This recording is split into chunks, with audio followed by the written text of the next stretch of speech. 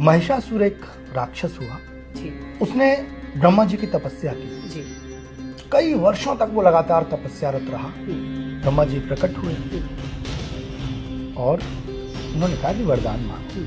तो उसने वरदान मांगा कि मुझे न पशु मार सके न कोई मनुष्य मार सके, ऐसा वरदान दो। तो ब्रह्मा जी ने ऐसा वरदान दे दिया। अब आप सोचिए कि जिस व्यक्ति को ये एहसास हो कि अब मुझे कोई मारने वाला इस धरती पर नहीं है, तो उसकी जो शक्ति है वो अनंत हो जाती है। आपके अंदर से जब भय निकल जाता है, जब आप पर कोई अंकुश नहीं रहता है, तो आप कुछ भी करते हैं। नमस्कार सर, मैं एक्ट्रेस सुमन सिंह और आप डॉक्टर कुमार मनोज जो कि अंतर्राष्ट्रीय कवि हैं। आज आप मुंबई आए, आपसे मिलने का मौका मिला मुझे इस अवसर, मैं बहुत खुश हूँ। सर, मैं आपकी सारी वीडियोस देखती हूँ जिसमें आप धार्मिक विषयों पे बहुत चर्चा करते हैं, मतलब एक एक तथ्य को आप दर्शकों को बताते हैं जो जानना चाहते हैं। तो मेरे भी कुछ सवाल हैं सर, मैं आपसे पूछना चाहूँगी। सबसे पहला सवाल ये है कि जो अभी नवदुर्गा का पर्व चल रहा है, नवरात्रि हमारे चल रहे हैं, माँ दुर्गा को आदि शक्ति कहते हैं, लेकिन अभी मैंने एक अखबार में पढ़ा कि वो यादव पुत्री हैं। इसमें कितनी सच्चाई है सर? सुमन जी, आपका बहुत स्वागत। और वीडियो सुनती है इसके लिए, वीडियो देखती है इसके लिए पुनः धन्यवाद। और आज सबसे पहले तो आपको जो नवदुर्गा चल रहे हैं उसकी बहुत बहुत शुभकामनाएं। धन्यवाद और सर। आप व्रत रहती हैं क्या? जी सर, मैंने रखा है व्रत। क्या बात है। तो कुल मिला के आप इसलिए ही आपको वीडियो अच्छे लगते हैं कि आप धार्मिक प्रवृत्ति आपके अंदर से है कहीं ना कहीं। और जो आज का आपने सवाल किया, ये सवाल बहुत जटिल भी है और बहुत सरल भी है। जटिल इन मायने में है कि बहुत सारे लोग माँ दुर्गा के बारे में बहुत सारी धारणाएं पाले हुए हैं। जो आपका पहला प्रश्न था कि माँ दुर्गा आदिशक्ति है, तो निश्चित तौर पर महिषासुर एक राक्षस हुआ जी। उसने ब्रह्मा जी की तपस्या की जी। कई वर्षों तक वो लगातार तपस्यारत रहा। ब्रह्मा जी प्रकट हुए और उन्होंने कहा कि वरदान मांगो। तो उसने वरदान मांगा कि मुझे न पशु मार सके न कोई मनुष्य मार सके, ऐसा वरदान दो। तो ब्रह्मा जी ने ऐसा वरदान दे दिया। अब आप सोचिए कि जिस व्यक्ति को ये एहसास हो कि अब मुझे कोई मारने वाला इस धरती पर नहीं है, तो उसकी जो शक्ति है वो अनंत हो जाती है। आपके अंदर से जब भय निकल जाता है, जब आप पर कोई अंकुश नहीं रहता है, तो आप कुछ भी करते हैं। और खासकर जो देवता और दैत्य थे, इनकी तो लड़ाई वर्चस्व की ही लड़ाई थी। बिल्कुल, दोनों एक दूसरे से अपने आप को श्रेष्ठ सिद्ध करना चाहते थे। और आमतौर पर जो मूल धारणा ये है वो ये है कि दोनों ही भाई थे। बिल्कुल। एक जो अदिति थी, हाँ, उनके पुत्र जो थे वो आदित्य कहलाए, और जो दिति थी उनके पुत्र जो कहलाए, दोनों सगी बहनें थी, उनके जो पुत्र थे वो दैत्य कहलाए। तो ये जो लड़ाई चलती, तो महिषासुर ने वरदान पाकर देवताओं को खदेड़ना शुरू किया। सारे देवता युद्ध में उनके साथ आते और सबको हरा डाला। सारे देवता हार गए। उसने स्वर्ग लोक पर कब्जा कर लिया और स्वयं को इंद्र बताने लगा, महिषासुर। अब जो सारे देवता थे वो तनाव में आ गए।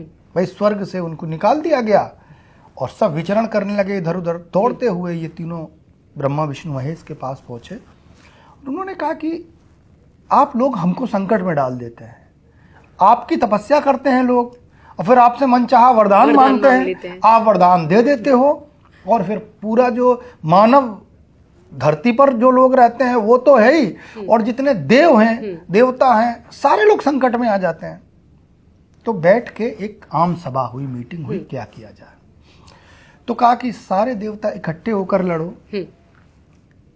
तो ये हुआ कि सब इकट्ठे होकर भी अगर जाएंगे तब भी महिषासुर को, क्योंकि हैं तो सारे पुरुष ही, बिल्कुल उसको नहीं मार सकते। अब हिरण्याकश्यप को जैसे मारा था वैसे भी नहीं मार सकते कि परशु का रूप रख लो, क्योंकि पशु और इंसान उसको मार नहीं सकते। बिल्कुल। तो ये हुआ कि एक ऐसी शक्ति का निर्माण किया जाए जो उसको मार सके। तो सारे देवताओं ने अपनी अपनी जो ऊर्जा थी, जैसे शिव जी का जो तेज था, अपना जो शस्त्र त्रिशूल था, ऐसे सारे देवताओं ने अपने अपनी जो चीजें थी, थोड़ी थोड़ी जो ऊर्जा थी, उस ऊर्जा को इकट्ठा करके एक नई शक्ति का निर्माण किया, जिसका नाम आदिशक्ति दुर्गा। वो शक्ति तैयार हुई और वो शक्ति ने इतनी पावरफुल थी वो कि महिषासुर को वही मार सकती थी, और उन्होंने महिषासुर को मार दिया। तो ये आदिशक्ति की उनकी कहानी है। अब जो आपका दूसरा यादव पुत्री क्यों कहा जाता है? अच्छा, इसमें जो दुर्गा सप्तशती है, मार्कंडेय पुराण में 13 अध्याय हैं। उन 13 अध्यायों में 78 से लेकर 90 अध्याय तक पूरा दुर्गा के बारे में बताया गया। उसी को दुर्गा सप्तशती का कहा जाता है, और वहीं पर दुर्गा की सारी कथाएं जो हैं। तो अब यादव, क्योंकि दुर्गा जो है, जब वो एक ऊर्जा है, वो एक शक्ति है, वो ऊर्जा क्या अवतार लेती है। जैसे विष्णु है, विष्णु अवतार लिए, ऐसे ही एक अवतार में दुर्गा माँ यादवों के यहाँ जन्म लिया है। और एक बात, दुर्गा जो है, जो सती हैं, जो पार्वती हैं, ये भी दुर्गा का ही रूप है। हाँ, मतलब जब माता सती यज्ञ में कूदकर अपना प्राण दिए थे, तो उसके बाद महादेव जब उनको लेके घूम रहे थे, तो हर जगह एक एक उनका शरीर का अंग गिरा ना, वो पीठ बनी, जो पार्वती की माँ थी, उन्होंने तपस्या की थी और ये कहा था कि मुझे ऐसी पुत्री दो जो साक्षात ईश्वर का अंश हो। तो दुर्गा उनके कोख में आई और वहां से उनकी उत्पत्ति हुई। तो ऐसे ही जब कृष्ण का जन्म हुआ, तो वसुदेव जो कृष्ण को लेकर गोकुल में कृष्ण थे नंद बाबा के यहाँ, तो उसी रात, जिस रात देवकी ने कृष्ण को पैदा किया, उसी रात यशोदा ने एक बच्ची को पैदा किया। वो बच्ची इस ढंग से पैदा हुई कि उनको पता ही नहीं चला, वो गहरी नींद में सो रही थी। वसुदेव जी गए, उनको लिटाया, यानी जो योग माया है, वो मतलब दुर्गा ही योग माया है। तो इसलिए उनको यादवी कहा जाता है। तो नंद और यशोदा के घर में पैदा हुई और वहां से लेकर वो जेल में चले आए। तो कंस उनको देखने आया, उन्होंने कहा पुत्र हुआ, तो देखा वहां तो कन्या है। तो उसने उनको उठा के और जमीन पर मारना चाहा, तो वो आकाश की बिजली की तरह चली गई और उन्होंने कहा कि तुम्हें मारने वाला पैदा हो गया।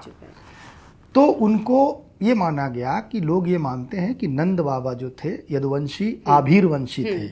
नंद अहीर, नंद गोप उनको बोला जाता है, इसलिए दुर्गा को अहीर पुत्री कहा जाता है। और कृष्ण की बहन कहा जाता है कि विराट पर्व में और भीष्म पर्व में 2 जगह ये जिक्र आता है कि युधिष्ठिर एक बार तपस्या करते हैं और वो कहते हैं कि हे गोप पुत्री, कृष्ण की छोटी बहन और नंद की पुत्री, यशोदा पुत्री। तो इसलिए महाभारत में ये तमाम जगह वर्णित है। इसलिए लोग ये मानते हैं कि जो दुर्गा माँ है, उनका जो एक रिश्ता है वो यदुवंश से है और इसीलिए उनको यादव पुत्री कहते हैं। यादव पुत्री उनको कहा जाता है। तो ये दुर्गा जी के बारे में ये कथा है और इसको बहुत विस्तार से, चूंकि आपने सवाल जिस तरह पूछा है उत्तर उसी तरह से मुझे देना है, तो इतना सही इस बारे में बनता है। बाकी अलग ही मतलब अखबार में जब देखा यादव पुत्री, मैं अभी वृंदावन गई थी, तो वहां पे योग माया कृष्ण की जो छोटी बहन है उनकी, मतलब मैंने पहला मंदिर देखा वहां वृंदावन में कि ये उनके साथ में, अदरवाइज कहीं देखने को नहीं मिलता है। अब ये जब ये पढ़ा तो ये अलग ही अंदर कौतूहल हुआ कि जानना चाहिए, क्योंकि अर्जुन ने भी और युधिष्ठिर ने भी, दोनों ने भी उनको गोपाली कहा हुआ है। और तमाम सारे पुराणों में, गर्ग संहिता में तो मतलब स्पेशली उनको गोपाली, आभीर पुत्री बोला गया है। तो इस तरह से उनका नाम जुड़ा हुआ है। तो आज जो हमारे जो समकालीन जो वर्तमान लोक कथाकार हैं, वो इन सब बातों को जानकर उद्धृत कर देते हैं अपनी कथाओं में और लोगों के अंदर ये तमाम सारी चीजें प्रचलित हो जाती है। चलो अच्छा है, आज आपके जरिए और मेरे सवाल के जरिए, आपके जवाब के जरिए हमारे दर्शकों को एक नई चीज जानने को मिली।